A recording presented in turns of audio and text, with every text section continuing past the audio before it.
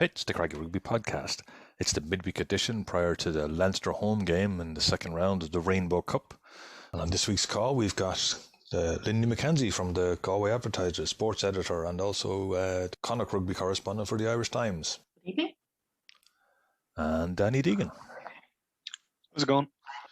Okay, before we get Linley's thoughts on before we hear Linley and Danny's thoughts on that excellent Ulster game a couple of weeks back and what they're expecting from Leinster, let's hear what Dave Heffernan and Andy Friend had to say at the press conference today. Here's some of the highlights. Dave, good start to this end of season competition. Nice win against Ulster. What are you expecting on Saturday night now from Leinster, who might be a bit shell-shocked after Sunday?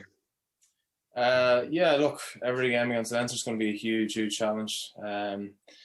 They've got unbelievable strength and depth throughout their team, so whoever they put out there, it's going to be a massive challenge, and I'm sure they'll be hurting from the last 2 weeks as well. So, we know we're going to have to bring our A game, and for us, I suppose it was obviously great winning against Ulster, but if we can't follow that up with another good performance, that's been an issue with us this season. We've had some great wins, but it's just that consistency. So what we're targeting for the next few weeks is bringing that consistency and see if we can get that level week in, week out for this Rainbow Cup. And your own form, how do you feel you are coming into these what is two very serious interprovincials, and this is a competition. It's all about winning. You probably have to get up to about 5 wins to get near the top of the table. Yeah, we started well last week, or the other week against Ulster. I suppose personally I was reasonably happy with my performance. Thought I carried quite well and had some good involvements, so I need to keep that going. I don't know if there's going to be a summer tour or not this year, but obviously I'll be trying to push to get on that, so I really need to put my hand up, and the enterprise are the best ways of doing it, because you're going head to head with the guys you're competing against. So it's a very easy game to get up for these interpros. Abraham Papali'i has signed a new 1-year deal. He's grabbed his opportunity in the last few weeks. I sense maybe earlier on in the season he struggled a bit. Obviously, the 2 red cards didn't help him, but he's got the job done, so you need him to progress now.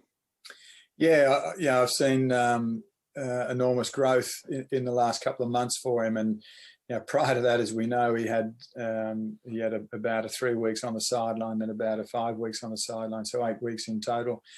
It's not easy in your first year anyway, and then if you're getting 8 weeks taken off you, as well as a couple around COVID, and it just makes life very hard. So I've been really impressed with the way he's progressed in these last 2 months, and so the contract has been well earned. But as you say correctly, there's still more growth left in him. He knows that, we know that, and I'm excited by what the future holds for him. So now Leinster Saturday night, Munster 6 days later. It might feel that it's the end of the season coming, but it's thick and fast. How are you setting up? Paul Boyle's missing, so that's a player that has to be covered for in those 2 games, because he's been playing very well.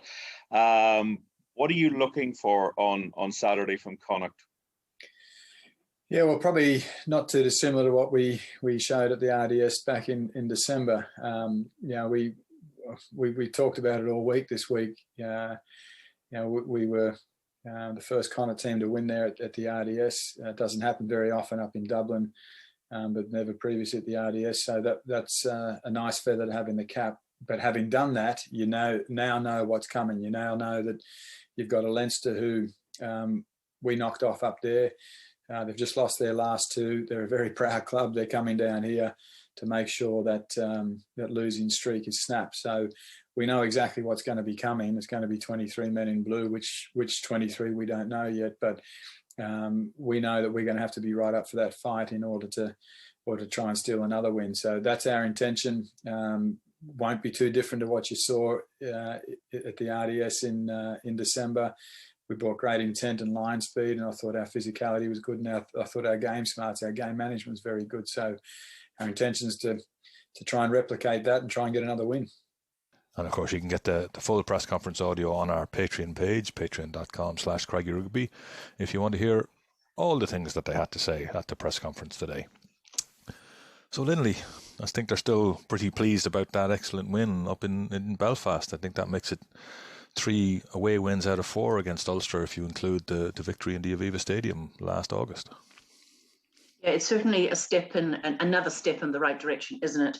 And it's all about consistency. I don't think it will count for much at the end of the day if they don't return to the Sportsground this weekend and beat Leinster. And I think that is what this is all about now. It's fine to get a win, but we need more than one on the trot. So it's all about consistency now. So obviously it was a good win against Ulster. Obviously it was, and to back it up, having done it previously for the first time in 60 years. So to actually do it again, another step forward. But now there are so many more steps forward Connacht need to take, aren't they? And that's like any rugby team on the up.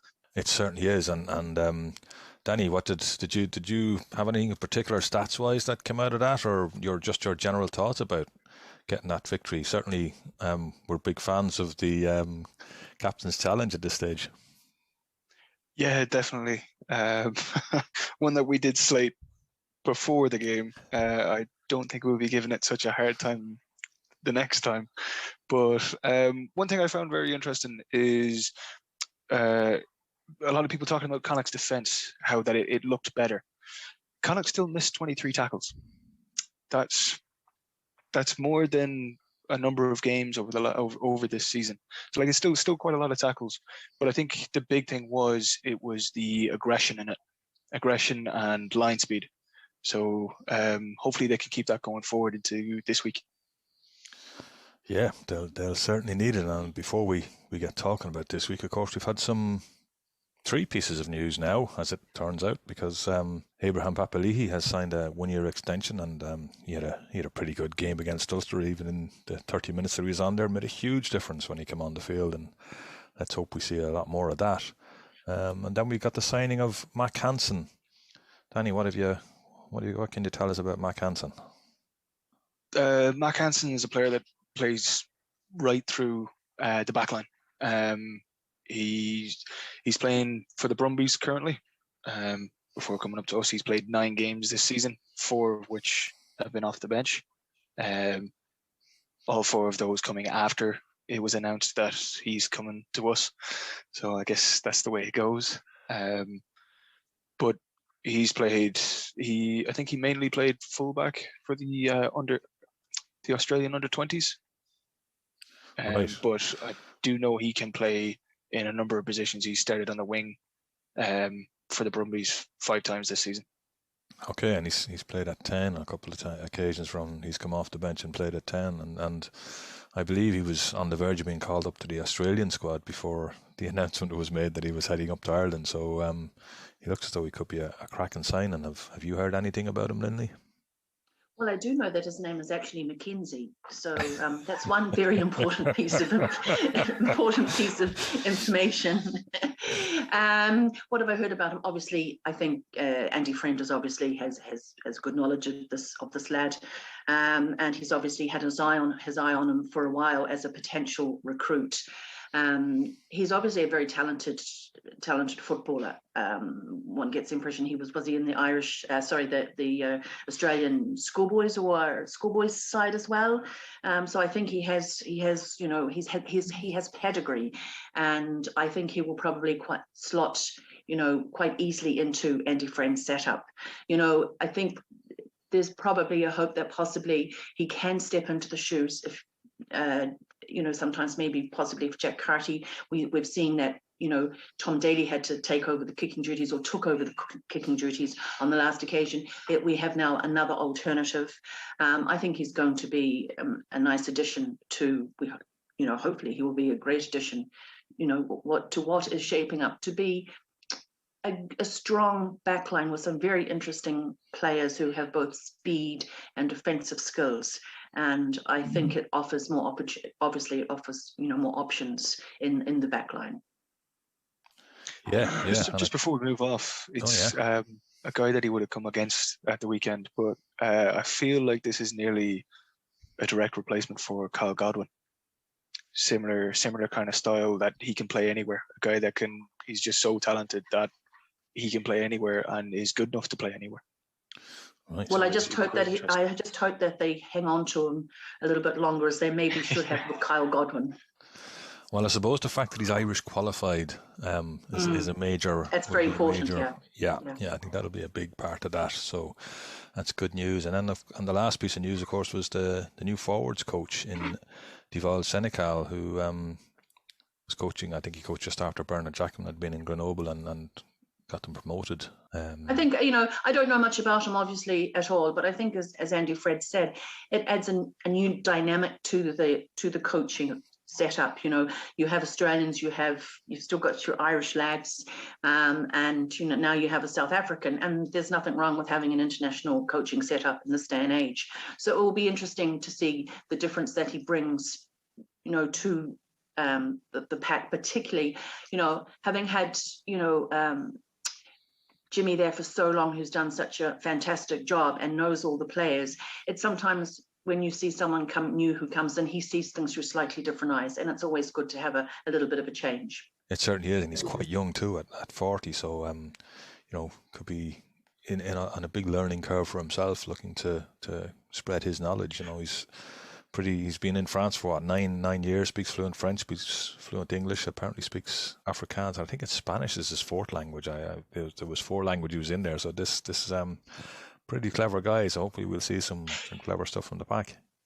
Something I listened to a few interviews on him, because when it was announced, I actually didn't know anything about the guy, so I went and dug out a few interviews. It wasn't until he was 24 that he got into rugby. That he was big on the cricket, but his family are all rugby players, and he eventually made that jump across. But something that he's very passionate about is a line-out. So definitely be interesting to see how our line-out goes during his time. We seem to have the odd line-out issue throughout this season and last as well. Now there's times where it seems to click and works fine, but there's definitely teething. Certainly at the start of the season, it seems for us. Okay, interesting. Yeah, I believe his uncle played for the Springboks, so comes from real rugby pedigree and a real rugby family. Okay, well, that was all the good news. Not quite so good news was the injury update today. Linley, what have you got for us? Oh yes, Paul Boyle, who's been our stand-in captain while Jared's been absent. Unfortunately suffered a knee injury, and he's going to be definitely out for 3 weeks. We also have Jordan Duggan, who had obviously had a hand injury and had surgery, so he's actually going to be out from May till May. We still have a number of other injuries that are ongoing, like Quinn Rue is still unavailable with his shoulder. But we also have 3 coming back this week, and that's Alex Wooden, who was top Pro 14 try scorer for us. He's back training. He had a hip injury and has obviously recovered. We have Matt Healy, who had a hand injury, and we also have young Connor Dean, who had a shoulder injury. He'll be back in action as well. Okay, that's not great news on Paul Boyle, but he had a very able replacement when he came on the field in Abraham Papali'i, who had a huge impact on the game last week and is now signed a 1-year extension, which is pretty good news. Yeah, that's good news for Connacht. I think it's good news for Abraham as well, who obviously has only been here a year in what has been a very disruptive year, obviously with COVID, etc. He's obviously taken a while to set in. He was from a rugby league background. Andy Friend said that when he first signed him, that it would take time for him to adjust to rugby union laws, and that proved the case. And unfortunately, we all know what happened early on in the season when he had 2 red cards for obviously dangerously high tackles. The second one, which obviously Andy Friend would still dispute, wasn't necessarily deserving of a red card. But, and then we had it obviously against Ulster, the incident where, the captain's challenge came into play with Ulster looking at the tackle that Abraham Papali'i had can't remember what on the player on which, who he had tackled. And Andy Friend defending him, saying, he thought it was a bit of a spurious call just because this, Abraham had now had a history of red cards. That's something that Abraham has obviously worked through and still working through. It's something that he has to live with, and and he obviously is doing that because he did produce a very, very strong performance against Ulster, and it was, he made a remarkable difference when he came on. I think the big thing you noticed about Abraham was how much weight he seemed to have lost the fact that he was looking much fitter and leaner. And I think he is still, obviously he is still a work on. I think Andy Friend says that he's still a work on. But the fact is, here's a lad who came over from New Zealand, and his wife is still in New Zealand, so he's living over here by himself. He's gone through COVID. He's probably had to train by himself a lot of the time, in terms of getting fit. He hasn't been able to go to matches when all the squad players have, been traveling for matches or whatever. And he has obviously worked very hard on his fitness and on that, especially that tackle technique, that he has to lower and adjust his body. And let's face it, there's a lot of rugby players, I think, Bundy goes into a tackle too, and anyone, and if the player is going down at the same time you tackle them, it's very hard to judge, in many cases, is that a deliberate? I think it's the fact that Abraham Papali'i hits it with such strength and such force, and that is, in fact, where his most of his positives are going to lie for Connacht going forward, actually, because he really did show that he takes some stopping when he gets moving, and I think he's going to be a big plus. He's well deserving of an extension on his contract, and I'm delighted we'll be looking forward to seeing more of him as the year goes on. Absolutely. I think that's great news, and hopefully we see it again on Saturdays as we come up against Leinster. And before we talk about Leinster, let's hear what the Leinster hooker James Tracey and Stuart Lancaster had to say today when they spoke to William. You're heading down to Galway on Saturday evening. I'm just interested to know, how are you talking about this competition, or are you actually more focused on the fact that this is just an interprovincial game and all that it brings? The Rainbow Cup is sort of a bit anomalous. We at the end of the day, we wouldn't really be talking any week about the competition. It's always about there's too much to cover with the stuff we can control. So we're just looking at Connacht and every game we played against them, and their recent games, like the brilliant performance they had against Ulster with that late win, and what we can do to put ourselves in the best position to beat them. And they got one over on us recently in the RDS, and that hurts. And again, we need to take our learnings from that and try to get one back on them. And is it a sort of game that maybe the younger players who weren't completely involved with last weekend, is this an opportunity for them to sort of put their hands up a bit and make a bit of a statement, because there'll be probably some players rested after what was a very tough game? Yeah, whoever gets to play is going to be fired up to play well, and that's the thing. Like, you don't get that many chances in a blue shirt, so every time you set on the field, you want to put your best foot forward, and they're going to be. I've been down in the Sportsground. It's one of the toughest places to go, and they'll be fired up, and they hate us, and we know that, and we'll be fired up as well to match that and try to get a good performance in. The last game we played against Connacht, they beat us at the RDS fair and square. So we want to put out a good team. We want to put out a good account of ourselves, irrespective of how the Rainbow Cup plays out, because we want to apply what we've learned against La Rochelle. So yeah, we'll be putting a good team out.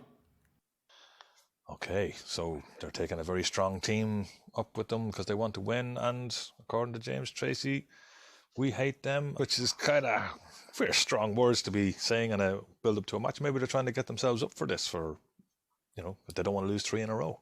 Yeah, well, look, losing's a habit as well as winning. So it's a habit that they this is something that I don't think they've had too often. They don't tend to lose too many games, certainly not back to back.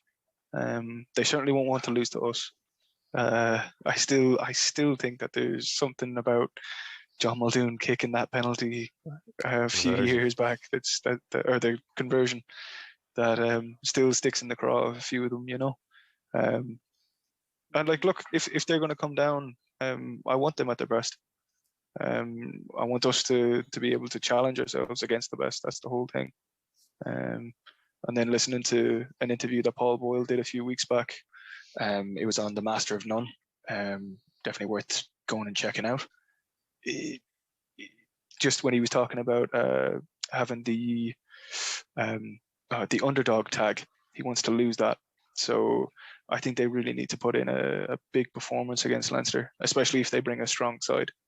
I'd love to win, but I think I want a performance. I want us to keep performing against the other provinces, like we did against Munster in Thomond.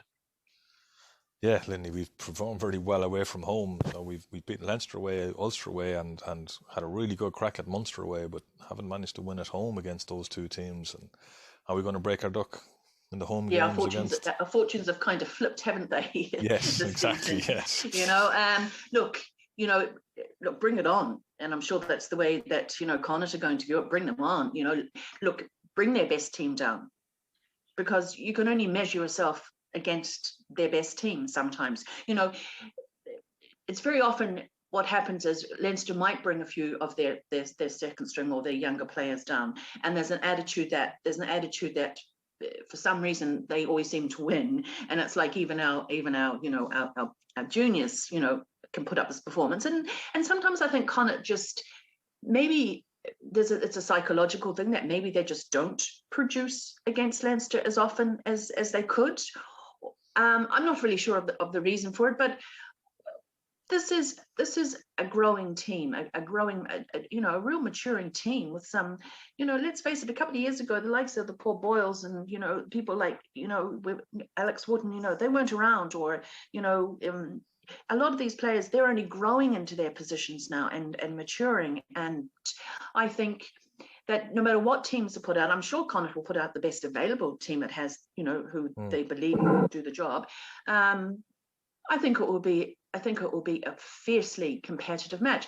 I find it very strange when people talk about hate language, quite frankly, but I think it is a very strange. I think using the word highly competitive, using a few other words, might be a little bit more suitable. And I'm wondering what the reason is for using that language. I certainly hope it doesn't affect the way Connacht are going to play their game. I certainly hope they don't think that this isn't just like another psychological kind of game playing from Leinster, to get Connacht riled up and players like who maybe lose a little bit of their discipline, because Connacht will need to be at their most disciplined against Leinster, and they have shown that when they are when they are disciplined and when they do play this high tempo, intense game, their line speed, everything, that it can work for them because they have all the skills. And so I say, it will be I'm sure it's going to be in a hugely exciting match, maybe not to watch, I don't know, but at the same time, both teams have a lot to play for, and Leinster, for the first time probably coming down to Connacht, have in many ways more to play for after their defeat than Connacht do, and more to prove now. They certainly do, and I'm not sure the weather is going to play its part in it. Unfortunately, looking at the moment, and this is on Tuesday. We record on Tuesday.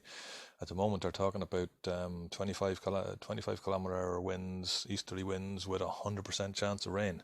So, might not be the most pleasant game in the world, but it'll be interesting, hopefully, and it'll certainly maybe dampen down some of those hatred fires that might be burning in some of those players, and we might just get a good game of rugby, and it'll certainly test the skill levels of both sides.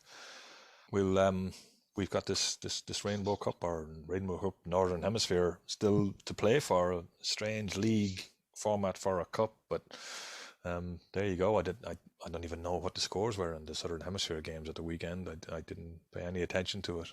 Maybe as the season sort of ticks on, we might get a little bit more interested, but it's very hard to see why you'd be even interested in what's happening down in South Africa at the moment. So, Danny, you're expecting a Leinster win, I take it, is it? Yeah, I'm looking at Connacht's form this season. With the weather like that, I'd be looking at a tight game. But I do think a Leinster win. Now, I was wrong with Ulster, so good. Let's keep that trend going. Linley, you reckon Connacht can sneak this? I think weather's going to play a massive part in this game. Obviously, what you say about the weather, particularly possibly up front and in the pack. also possibly, you know, that defensive line speed that's going to be required in tricky conditions. And I presume Jack is, you know, depending on, you know, if it's going to be windy as well, you know, who's going to have the wind in the first half. You know, it's going to be an uphill battle for any team, and defence is going to be on top for the, you know, for certain periods. So I think it's all up in the air. I just, you know, I think Connacht have every reason to be positive about this game. It is at home. They desperately do want to prove the fact that, you know, these wins over interprovincial rivals are not, you know, aberrations, you know. And I think that win in Ulster was a very huge, massive psychological statement to say, look, it took us 60 years to do it, but by God, it's not going to be another 60 before we do it again. And they proved it, and they went up there and they did it. And I think the same could be said of Leinster, you know. So look, it's all to play for. And, you know, you talk about the Rainbow Cup, and yes, it is a little bit, you know, it is a little bit of a strange tournament at the moment, but let's face it, the whole world is a bit strange at the moment. I think sometimes you just got to get on with it and look at the best of it. And if the best is going to be an interprovincial match between Leinster and Connacht, which means something to those two teams and to their fans who are watching on the television, unfortunately, then so be it. I think the whole of the rugby unions have been in a very privileged and blessed position to be playing, and we've been in a blessed position to be able to cover these matches. And this is a match that just deserves, you know, 100% from both teams, and I'm sure we'll get it. And you can't really ask for more than that. And yes, I think it's slightly difficult even to take a huge interest in the South African sides while they're not playing up here. If we knew that they were coming up here or would be going down there, we certainly would be taking more interest in them. But at the same time, this is a tournament. There's a prize at stake, and I say go for it. Exactly. Okay, thanks Lindy, thanks Danny. So before we finish, we'll have William let us know what the rest of the fixtures are for this weekend. Round 2 of the Rainbow Cup starts on Friday the 7th of May with 3 games. Zebre versus Benetton with a 6 p.m. Irish time kick-off. Glasgow versus Edinburgh, and Munster versus Ulster. They both kick off at 8:15 p.m. On Saturday the 8th of May, the first game for decision will be the Sharks versus the Lions in South Africa with a 3 p.m. Irish kick-off. The Stormers and the Bulls will then play at 5:15 p.m. Irish. Must be emphasised that competition is separate to the Rainbow Cup that will be played out here in the Northern Hemisphere. Connacht versus Leinster at 7:35 p.m. and Scarlets versus Ospreys also at 7:35 p.m. And on Sunday, May the 9th, one game down for decision, Cardiff Blues versus the Dragons with a 1 p.m. kick-off. Loose, cut it loose. Break out or nothing changes. Sad and confused. Don't wait until